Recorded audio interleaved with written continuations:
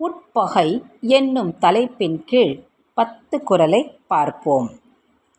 நிழல் நீரும் இன்னாத இன்னா தமர் நீரும் இன்னாவாம் இன்னா செயின்.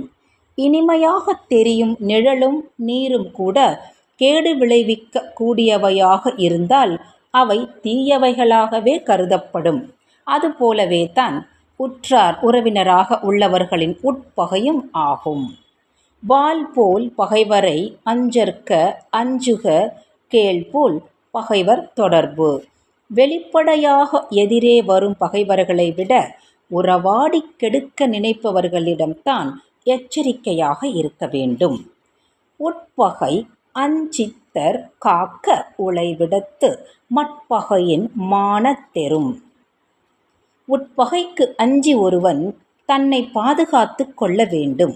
இல்லாவிட்டால் ஒரு சோதனையான நேரத்தில் பச்சை பாண்டத்தை அறுக்கும் கருவி போல அந்த உட்பகை அழிவு செய்துவிடும். மனமானா உட்பகை தோன்றின் இனமானா ஏதம் பலவும் தரும். மனம் திருந்தாத அளவுக்கு உட்பகை விளைவிக்கும் உணர்வு ஒருவனுக்கு ஏற்பட்டு விடுமானால் அது அவனை சேர்ந்தவர்களையே பகைவராக்கும் கேடினை உண்டாக்கிவிடும்.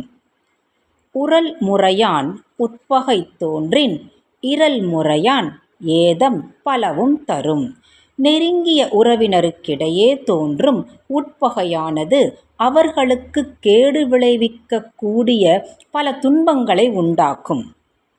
ஒன்றாமை ஒன்றியார் கட்படின் எஞ்ஞான்றும் பொன்றாமை ஒன்றல் அரிது. ஒன்றி இருந்தவர்களிடையே உட்பகை தோன்றிவிடுமானால் அதனால் ஏற்படும் அழிவை தடுப்பது என்பது எந்த காலத்திலும் அரிதான செயலாகும். செப்பின் புணர்ச்சி போர் கூடினும் கூடாதே உட்பகை உற்ற குடி.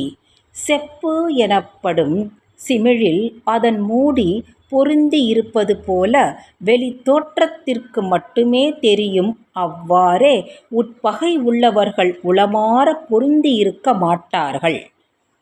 அறம் பொருத பொன் போல தேயும் உரம் பொரு துட்பகை உற்ற குடி. அறத்தினால் தேய்க்கப்படும் இரும்பின் வடிவமும் வலிமையும் குறைவதைப் போல உட்பகை உண்டான குலத்தின் வலிமையும் தேய்ந்து குறைந்துவிடும்.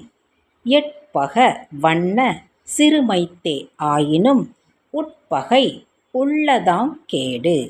எள்ளின் பிளவு போன்று சிறிதாக இருந்தாலும் உட்பகையால் பெரும் கேடு விளையும். உடன்பாடிலாதவர் வாழ்க்கை குடங்கருள் பாம்போடு டனுறைந்தற்று.